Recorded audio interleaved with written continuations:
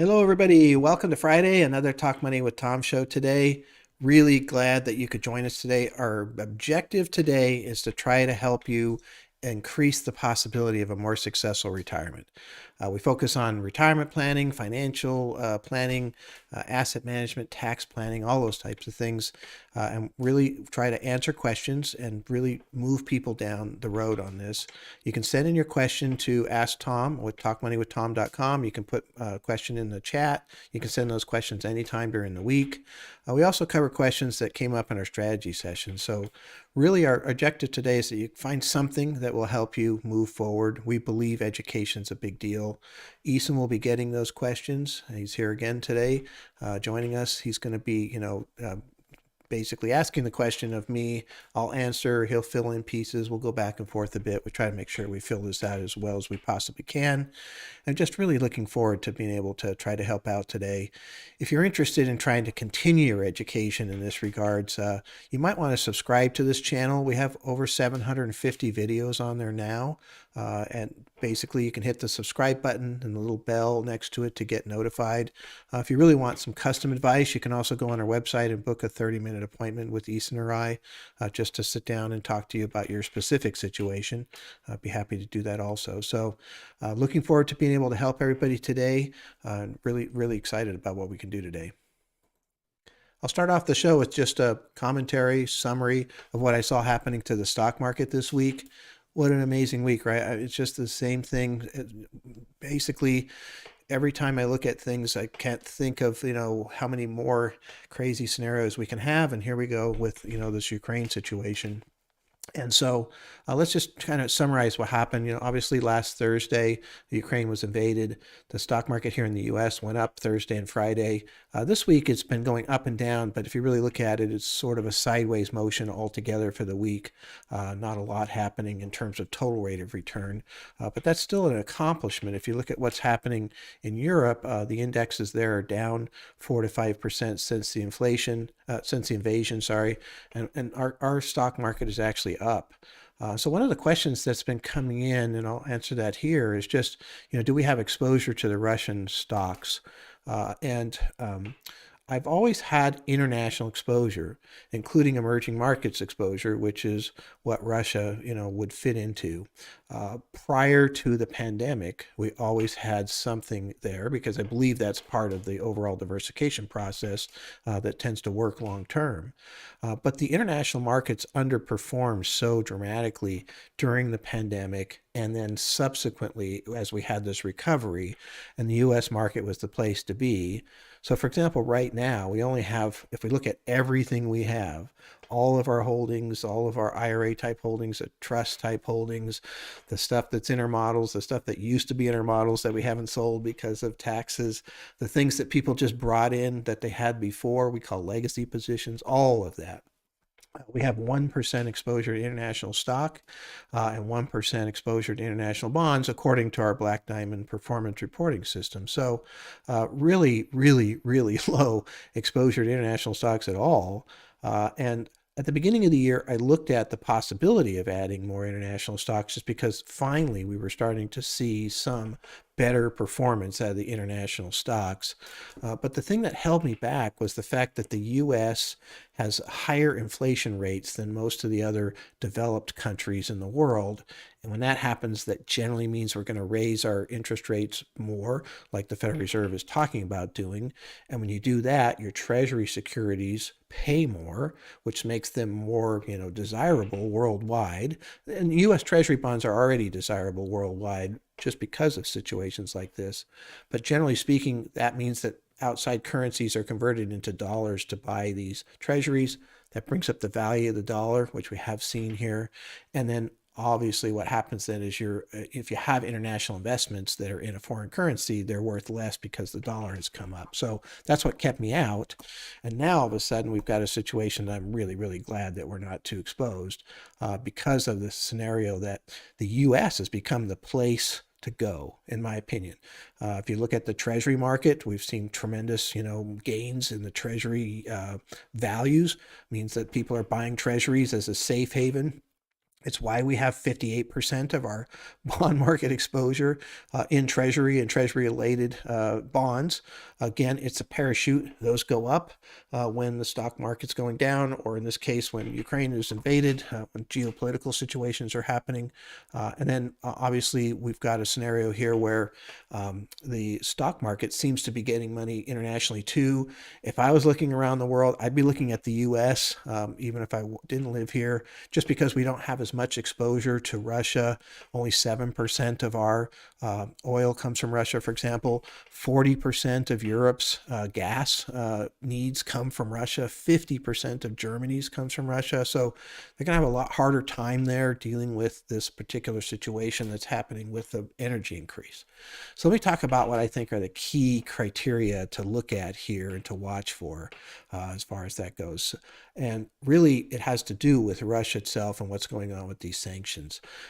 So it's kind of some fascinating numbers that probably a lot of people don't really realize. The world's economy, total gross domestic product, is roughly $94 trillion. If you look at Russia's economy and their gross domestic product, it's roughly $1.7 trillion. That's only 2%. Russia is a really, really small economy. I mean, to put that in perspective, California's economy is $3.4 trillion.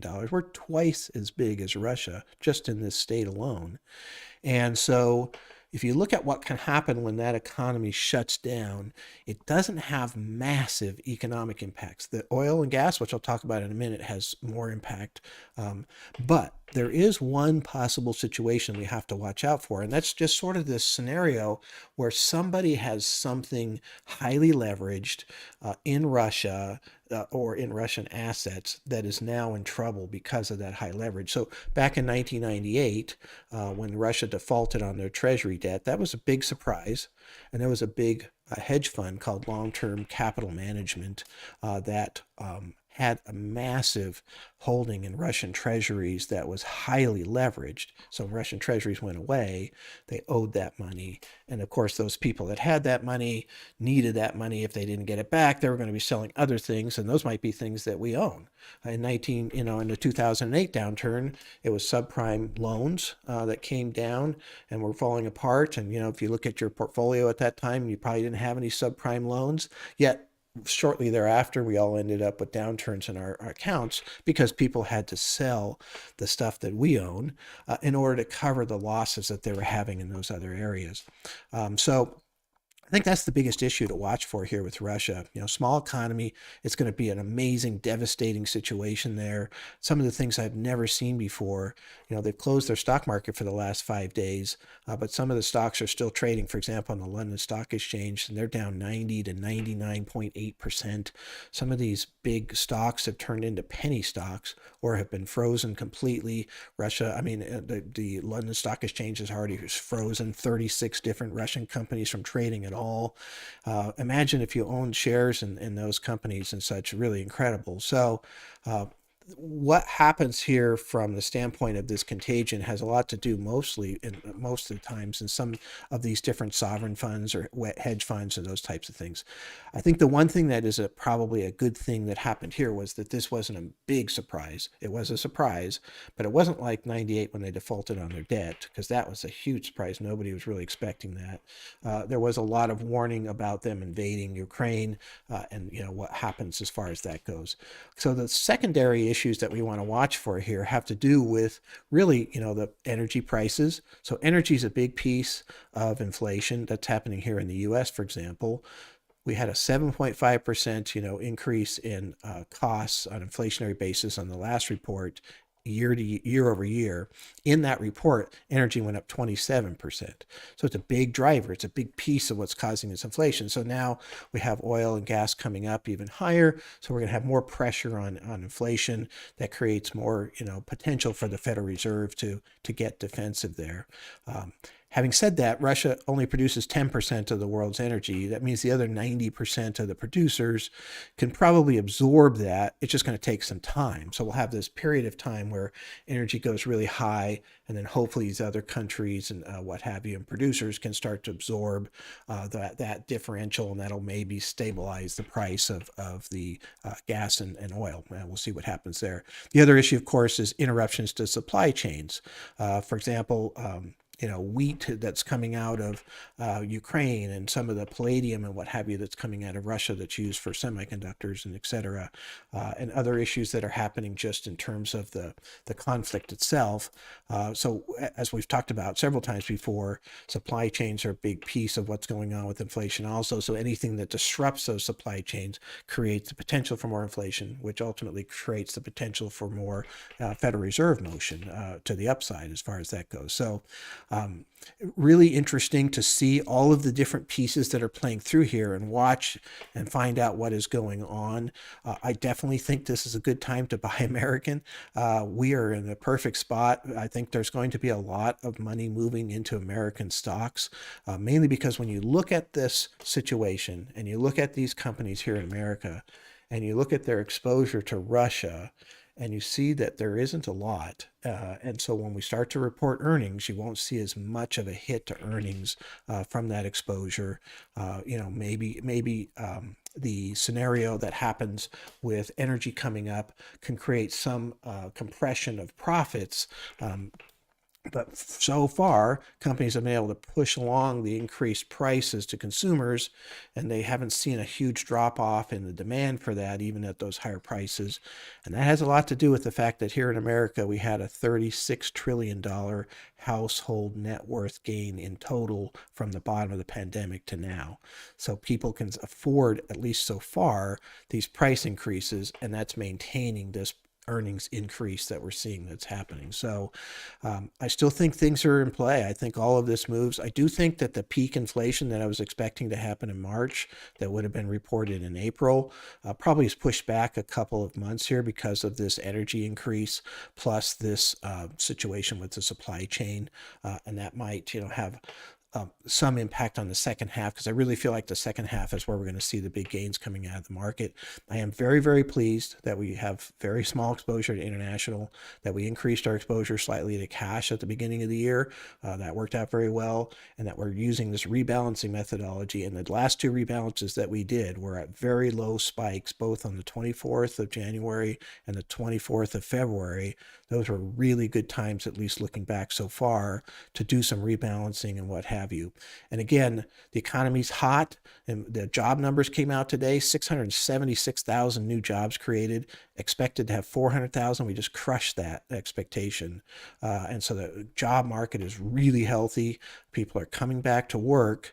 We didn't see much in the way of wage growth, which I know if you want people to be paid more, you don't like, but from the standpoint of profits, wage growth can create a lot of inflationary problems. So that's unfortunately a good thing in this particular case in terms of what's going on with the stock market as a whole. And the economy is really strong. We have no recession on the horizon here that I can see. There's possibilities and things that you could craft in your mind, and different people have as to how we can get to recession, but it's not, it doesn't look like the most likely scenario to me. And that just means that the economy continues to grow, earnings continue to grow, even with what the Federal Reserve is going to do, even with what's happening here in Ukraine. And you're going to see the stock market eventually kind of come up during that period of time. And so when those scenarios are happening, when you get these fear situations and the market drops based on that fear, rebalance, basically take advantage of that. And that's the strategy that's going to work here as far as that goes. We'll have to watch for these other contagion things. We'll have to watch for the possibility of recession. We switch strategies in those particular scenarios, get much more defensive, but that's not happening right yet. And we can't really predict, when it'll happen. We just have to react. I'm a big believer in kind of reactionary investing. Keep things, well diversified, have plenty of treasuries, do all these different types of things, but basically, make sure that, we're ready based on what can happen going forward, but react to what's happening right now, which is this is buying opportunities as far as I'm concerned. So anyway, that's what's going on right now. Very interesting time frame, really fascinating. I'm glad that you got a chance to, hear what I have to say. Look forward to talking to you again next week about this. Thank you. All right, Ethan, let's chat about what's going on question wise. I know, some of the questions that we have coming in have to do with this situation that's happening here in Russia and Ukraine also. So lots of stuff to talk about there.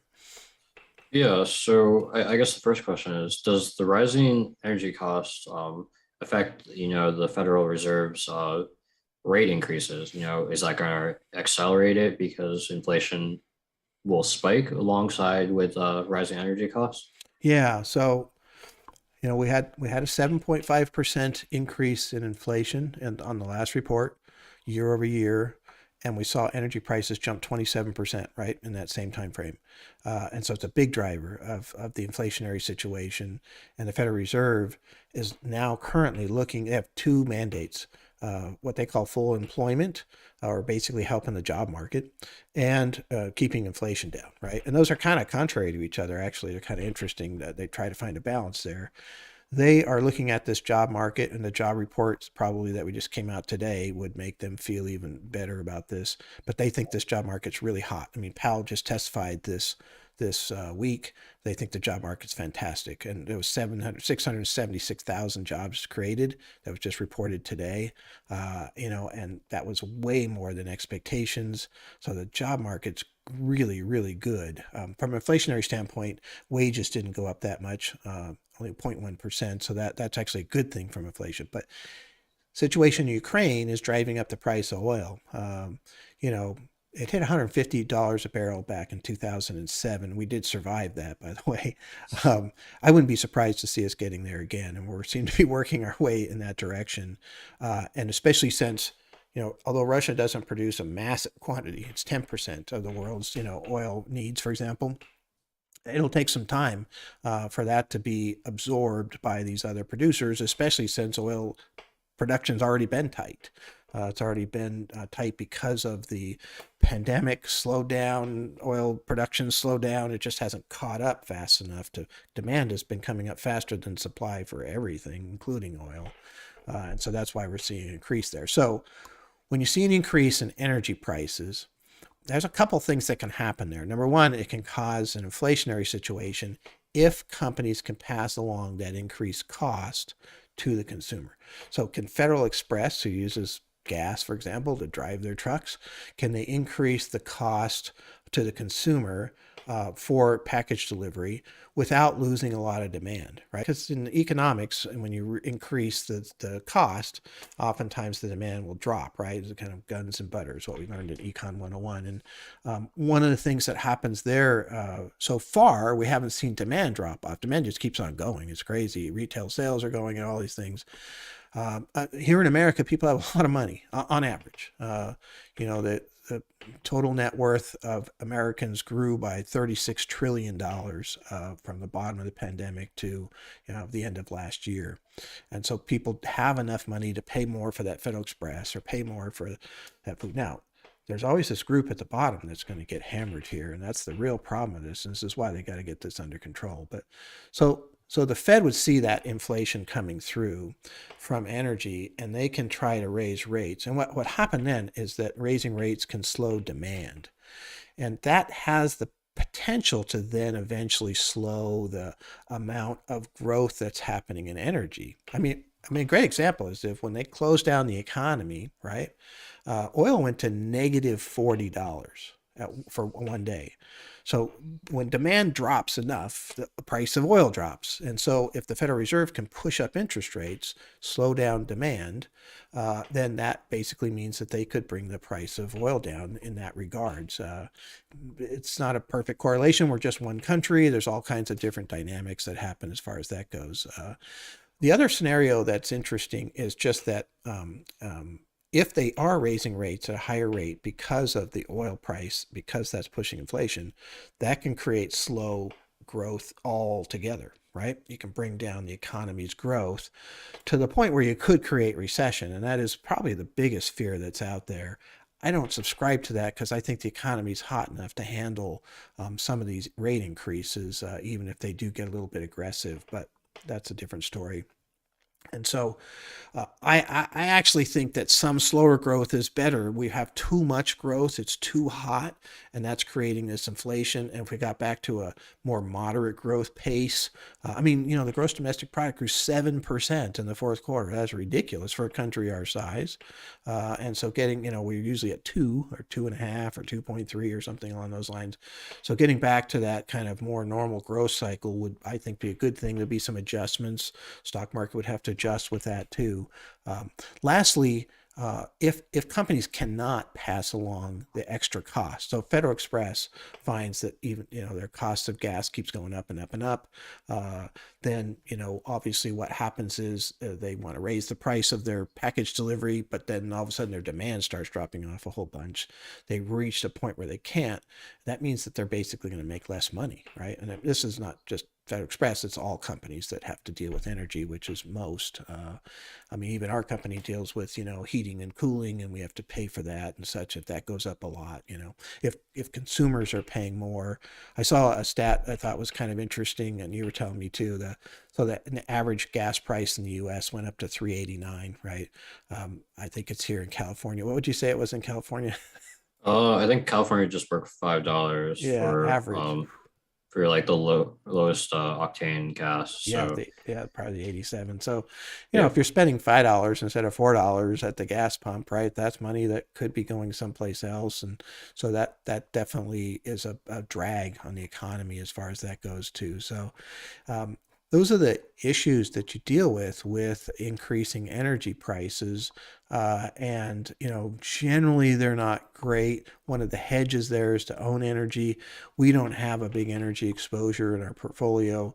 Um, just because of the volatility and the fact that a couple of countries can just decide to turn up the production dramatically and wipe out your energy stock portfolio piece, and so that always makes me a little bit nervous as far as that goes. What about clean energy though? Yeah. Would that be an interesting play? Because with high energy prices, does clean energy just become a little bit more of a viable option for investment? Yeah, I think clean energy has a couple of pieces going for it. One is higher energy costs, right? I mean, it just makes it more viable. When oil is selling at $40 a barrel, it's a lot harder to convince somebody to spend money on solar that or whatever wind that might cost more than that to produce. I don't know the exact numbers for all these things, but when oil's at $120 a barrel, $150 a barrel, yeah, all of a sudden people start taking a look at that. But I actually think there's another component driving this, and that is this kind of energy security. I would bet you anything that Germany is looking at their situation right now thinking, wow, this was a mistake to be in a scenario where 50% of our gas is coming from Russia. And these pipelines are great, and they're probably getting great prices on all this stuff. But now they're going to have to go through a lot of pain in dealing with this. And so just adjusting away from Russia, and so one thing will be this more production from these other countries, to kind of create more. But I think you're going to see a big push into that clean energy arena. Because if you're producing your own solar and wind and geothermal or whatever it is that you're going to call clean energy, in your country, that gives you more capabilities. And I know China's been working on it really dramatically because they still get a lot of their energy products from outside their country. So if they can produce that in a clean energy manner, they become independent. Becoming energy independent is pretty critical, I think, in this kind of geopolitical situation that we're in now. So, yeah, you could see some great gains out of clean energy. And we saw a massive, massive run up in clean energy in 2020, right? Just unbelievable. I mean, we had some pieces that it just went nuts. And then they just really sold off through 2021 and even through the beginning of this year. Just now, since this invasion started, we're starting to see some of those move again. The only problem that I see from a stock market standpoint, there's a usage standpoint and then there's a stock market standpoint, is that some of those companies are still overvalued. They got run up so much And in this environment, the market is looking for cash flow, earnings, revenues, and some of these companies don't quite have that yet. Um, I know Tesla's actually had a decent run up since the invasion started. That's a company that has cash flow, has earnings, has battery storage. They have a lot of clean energy pieces that some of these places might be interested in. So there are a few plays out there like that are kind of fascinating. We might see some good gains out of that. I hope so. I love that category. We haven't been in it much anymore just because it's gotten hit so hard. But it'd be fun to see it come back. It's just I worry a little bit about the valuation still, just because it's still kind of early cycle in that arena. Yeah, it's kind of crazy just to see how in like a year ago gas was 380. They were saying that on average, and now for Californians, and now it's $5. Yeah. It's and so like, but companies still made massive profits even though gas went up $1.20 a gallon. So Yep. maybe it'll still be passed on. Yeah. As long as they can pass it on, companies continue to make profits, right? It doesn't pinch their margins. And that's what's creating the inflation. That top line pass along is creating inflation. And again, because of the increased wealth and the savings that people, increased savings that people had from 2020, it has been able to be passed on. There are that marginal group, probably that bottom quarter of the country, that's going to get squeezed here even worse. And honestly, I think there's probably something that needs to be done for that. Um, we are in a we're in this weird scenario right now where we're trying to cancel Russia as a whole, and they're going to take this is the most amazing thing I've ever seen. I can't imagine what it's like there and what it's going to be like there. But we're also in a scenario where we're very apt to go out and do different types of stimulus pieces and rescue pieces. We may get to a point here if this thing gets more critical that there is some type of lower income rescue piece for energy and food, for example. We'll see what happens there. Congress is pretty divided, so maybe it doesn't happen. But I wouldn't be surprised to see some type of help come out here if things got a lot worse. It's just a matter of whether this is sort of temporary or a lot longer. We'll see. Yeah, it's interesting how many companies have voluntarily pulled out of Russia, Yep. or like I know Russia was trying to sell their gas or oil I think $20 cheaper a Yep. barrel Yep. than the market rate, Yep. and there's no bids. No one was taking it just because Right. it's just Yep. even though usually in an efficient market people would jump on that so quickly. We're canceling Russia. I mean, you just look at every American Express, all the car companies, the Apples, the Disneys, they won't buy their gas and oil. The unions here on the West Coast for the shipping dock workers just announced today they won't unload Russian cargo. It's just going to keep going and going. And actually, I think that's the bigger economic impact to Russia than the sanctions is what's happening with these individual companies that are going to continue to pull out and they're not going to come back for a while. I think it was British Petroleum or Exxon, one of the two, had to walk away from a $4 billion project. That stings, and they're not coming back. For quite some time.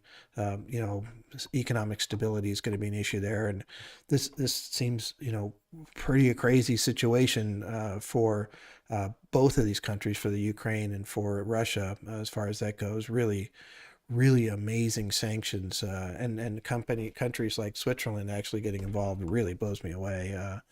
So it's going to make it very, very difficult for them to kind of squeeze around the margins there.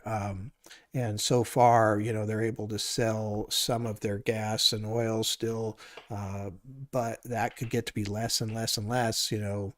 I think one of the only reasons they're selling any of it is because people still need it. Germany, for example, can't just cut it off completely. I think they'd like to, but it could be devastating to them. So they're going to try to maybe wean themselves off of it as quickly as they can. But I don't know the logistics of all that, but I bet you that's really difficult to do. I think that would probably take a little time. So we're going to have this period of time of adjustment to this Russian energy situation, and that's going to create higher prices for a while until ramped up production happens in other areas, and then there's other alternatives. Clean energy comes in, and so that could take years really to really get to a spot. But it'll be it's an incredible situation that's happened here just overnight, really. Yeah, so going back to more of a planning question, where should I take my money from in retirement first? Which account should I, withdraw from? And, should it be my IRA since it's like specifically made for retirement, right? Should I be taking that money first from my IRA? Yeah, we often talk about kind of the three buckets, right? That people keep money in a generic sense. The IRA would fit in that tax deferred bucket. It could be a 401k or 403b or all kinds of different things that fit into that bucket. And the other buckets would be like a tax free bucket, like a Roth IRA or Roth 401k. And then we call it the taxable bucket, right? So that money that's, outside of those two, that when you make transactions, it's taxable. If there's a dividend or income, you pay taxes on it that year. Um, and so of those three buckets, a lot of people head into retirement. And even if they have money in all three buckets, they still look at that 401k or IRA and say to themselves, that's where I'm going to start taking money from because that's what I've been saving for. I've been putting money into my 401k to retire, and now I'm retired and I'm going to live off my 401k, which is fine if that's the only asset you have, right?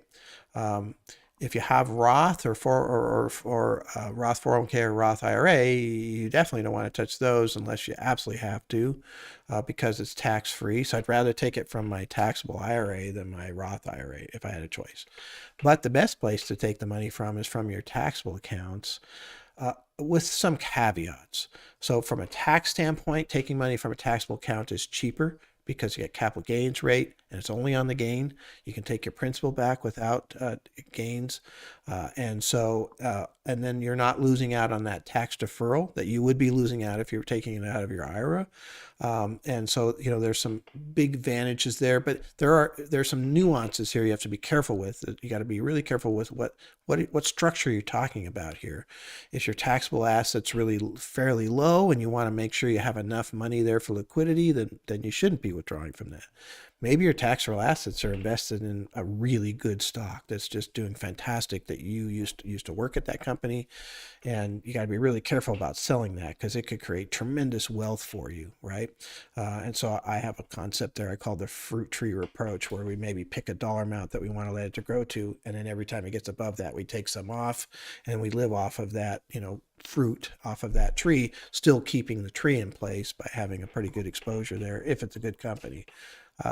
There's lots of different things. It's a complicated question, more so than you know, but it does make a huge difference when we go through the planning process and show what you're talking about is the sequence of withdrawals. Where do you withdraw from first, second, and third? It makes a huge difference in the overall assets that are available later on in retirement. So it is something. I don't think people pay attention to this. I mean, I don't think even other advisors pay attention to this. I've seen it a lot. I've seen other situations where people have come in and they're taking money out of their 401k or IRA at retirement, and you show them the numbers and show them what would happen if they did that versus something else, and it creates this huge differential in their net worth later in their retirement. It's crazy. So it's a good question, actually. It's something we just can't talk about enough because so many people don't really get it. And I do think it's important. I think it's one of the biggest value add things that we bring into the practice, is just guiding people on exactly where to get the money, how to get the money, and what's the most efficient manner. And, we've been doing this for over 35 years. Our average client is 74 years old. We've been down this path. We know how to get money for income for retirement. That is what we're good at. And so, that just from experience, just watching what works and what doesn't. Yeah. And if you're taking from taxable accounts first, it will cause your 401ks and your IRAs to grow longer. Mm-hmm. And so you're gonna have bigger RMDs unless you do conversions. So Yeah. that's something Yeah. to take into consideration. So Yeah. maybe if you're not doing conversions and you hit in your 80s, you can be taking a lot of money out of your accounts because Yeah. of that. Yeah. Yeah. That's right. So if you're not taking from your 401k or IRA, right, and you're taking from your taxable accounts, all of a sudden you get to be 72, 75, 80. The required minimum distributions really jump up. And so one way around that is to actively look at conversions from your IRA or Roth to a Roth IRA, or 401k to a Roth IRA. And so that's part of that strategy that I think it's another area of specialty that we're really good at too, is kind of looking at that year by year and figuring that out. And it's really, it's a good point. Yeah, exactly right. That should go hand in hand if possible. However, even without conversions, what we've seen in the calculation is that you're still better off. I still have a higher net worth throughout your lifetime by doing the correct sequence of withdrawals. It gets even higher with conversions, especially done properly. The right tax brackets, and this stuff is much more complicated than people realize, to do right and to get right. So that's fun for us. We love that kind of stuff, and we've been doing it enough. We kind of got some good answers there. Yeah, and the great part is it's not market dependent. If we do the sequence of withdrawals correct, or if you're doing the sequence of withdrawals correctly, market performance doesn't affect that sequence. Yeah. And so like you can make money without depending on the market, which is really nice. Yeah, exactly right. Yeah, that's what I like about tax planning in general, which is kind of what we're talking about here, really, is the sequence of draw has a lot to do with tax planning. Conversions have everything to do with tax planning. You don't need it's not, hey, I'm going to get more net worth because the market makes more, which is obviously, not always true. Whereas with a tax savings is a tax savings, and that'll increase your net worth. So tax planning is different from tax preparation, and I think this is a really important point. And so many people are meeting with people that do tax preparation, and so they're looking at this year's tax return, maybe next year's tax return. Tax planning and looking at the potential taxes throughout, projected taxes throughout the rest of your life, and then you make adjustments to the plan and see what difference that makes. How much tax do I save for the rest of my life? And then you keep making adjustments to that as taxes change, the laws change. And so you're constantly looking long term. So tax planning is a totally different animal. I think it's much more powerful than tax preparation, although we have to do tax preparation. We have to file our tax returns. But I think there's much more money to be saved by looking at tax planning. And I think that's a really big aspect of your retirement if you want to get good at it. Yeah, we touched upon RMDs a little bit earlier. Is there any time, like a best time of the year to take your RMDs? Yeah, this is a question that came in actually earlier this week, and we were looking at this, and a majority of our clients take their RMDs at the end of the year. And the reason for that is because the average year is positive in the stock market. So I think we looked this up today, it was 73% of the time, going back 94 years, 73% of the time, the stock market is up for the year. So let's say, for example, you have to take out 10,000. And that 10,000, if you left it till the end of the year, like December, beginning of December, is now worth 11,000. You only have to take out the 10, you take out the 10. The other 1,000 gets to stay in the account and continue to grow tax deferred. Investing and planning and what have you is all about probability. So there's a higher probability that the account is up at the end of the year. Well, there is 27% of the time where if you look at that, where the market is down, and you'd been better off taking it at maybe the beginning of the year. But again, it's a probability scenario. You're going to be right more often by waiting for the end of the year in that situation. There are some other scenarios, though, that kind of play into this. One is somebody who wants to do a Roth conversion that year, and maybe every year. We got a program in place. We got a lot of clients we're doing this with.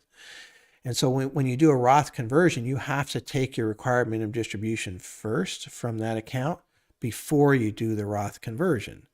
So that kind of changes the dynamic, because ideally you want to do the Roth conversion at a low point in the market. So if I'm going to convert $100,000, if the market's down 10%, if I do it at that point in time and I move it over to my Roth, and then the market jumps up another 10%, I just made that tax-free growth in my Roth. Instead of having that 100,000 grow back in my tax-deferred account, I made money on it. It's great, got it back, but I just made that tax-deferred instead of tax-free. I'd rather have it tax-free. So our ideal scenario, and this is difficult to accomplish, but an ideal scenario might be to look at Roth conversions now, because it's down. But if you're taking your RMD now, you're also taking your RMD when it's low, which isn't ideal either because the requirement of distribution calculation is based on the end of the year value for last year. And so let's just say you're supposed to take out 5% based on this calculation. If the value of your account drops, you might be taking out 6% just because it's lower. So if you're going to do an RMD, I mean a Roth conversion, you might be better off taking it kind of early, like in January, kind of the beginning of the year, just so that you can, make sure that you don't have some drop. However, you could also make an argument to wait till the end of the year, just because, again, on average, the market is up. So you can take your RMD right before you take your Roth conversion in early December. So it's a little hard because there's no crystal ball. You could make an argument for taking it in January if you're going to do a Roth conversion, but again, the majority of our clients are actually taking it in December for the fact that they can get more growth out of it before it goes. But anyway, that's the scenario. It's very fascinating. It's all kinds of different pieces that fit into that. That's for sure. Yeah, there's no perfect time. Like if we had, hindsight's 2020. So Oh like yeah, say like for this year, it would be great if you were able to take your RMD January 1st, for yep, yep, example, because the market is down on the year so far. yep, But we don't know where the year is going to end. right, If that year ends 10% up, then it's like totally worth it to if right, you had kept that RMD till like the very end. yeah. It reminds me of one of my favorite sayings. So the Super Bowl was happening. It was in New Orleans, actually. That's the time the power went out. It was the 49ers and the Baltimore Ravens. 49ers are driven down the field. I think they're inside the 10-yard line. Colin Kaepernick throws 3 passes to Michael Crabtree in the end zone. If they catch it, they probably win. There wasn't much time left over, but they didn't catch it. And so the announcers were talking to the coach, Jim Harbaugh at the time. If you look back now, would you've thrown it to somebody else or run the ball or, done something besides 3 passes to the same guy? And he said, coulda, woulda, shoulda is undefeated. And ever since I heard that, I've been saying that to myself because that's true in investing, right? It's coulda, woulda, shoulda is undivesting, undefeated. And that's true with all of these different types of things. I do think you play probabilities, so that you kind of do as much as you can. But sometimes those probabilities don't work, and you just have to be careful of kind of beating yourself up mentally too hard about these different things. Kind of pick a path that has a higher probability and hope for the best, because we don't control what the market does. I'm having to make some adjustments to my overall analysis for the year because of Ukraine's invasion. I didn't have that in as a certainty when I was looking at things at the beginning of the year. And it's just it. You make adjustments to the new inputs and you just kind of keep going.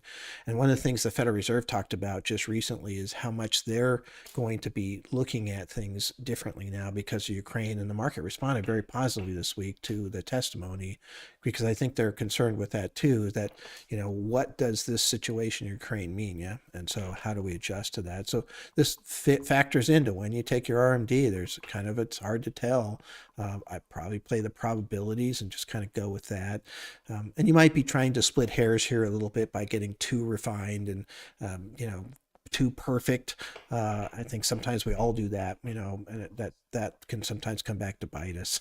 It certainly creates a lot more work and consternation versus something that's sort of automated.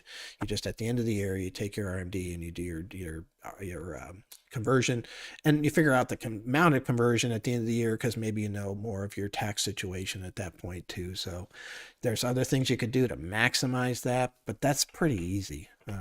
As a strategy, it's kind of hard for us because we get so many things happening right at the end of the year that we're having to deal with. But otherwise, I think there's some simplicity for the clients there. Yeah, yeah. And when you're like maximizing something, gain that extra 1 or 2%, it'll add up over time, but Right. is it worth the extra stress and effort to Yeah. get Yeah. those things? And so, sometimes it's better to be a little bit more laid back about it. Yeah. Yeah, and you might not get that extra 1 or 2%, which is a problem. So, because you don't know, you sell it out, you think you're going to convert at this low point, and then there's a lower point, or whatever it is, or the market skyrockets when you weren't expecting it to, So it's there's that's I mean, that's what makes it interesting. This is not a boring scenario for us looking at what's happening, between the tax law changes, the different things that are happening in retirement, the number of variables that are coming into the stock market. I mean, it's definitely an exciting thing to look at. It never ceases to be interesting as far as that goes. So okay, so that's the end of our show. Really appreciate everybody that was able to join today. Some of the questions that we've got, I thought were really interesting today. Hopefully, they helped you achieve some thought processes and things that you can look at to improve your retirement, which I think is critical for people. Retirement is incredible. It's awesome. People really like it, and part of it is financial. And so getting some, solidification there, I think is really helpful. So again, great idea to subscribe to the channel. In my opinion, we try to put out quality content for free constantly, 750 videos. Hit the subscribe button, hit the like button. If you want to have an appointment with us, you can obviously just, go ahead and hit the book appointment button on our website to do that. And we'd be happy to talk to you. So look forward to seeing you next week. Thank you very much.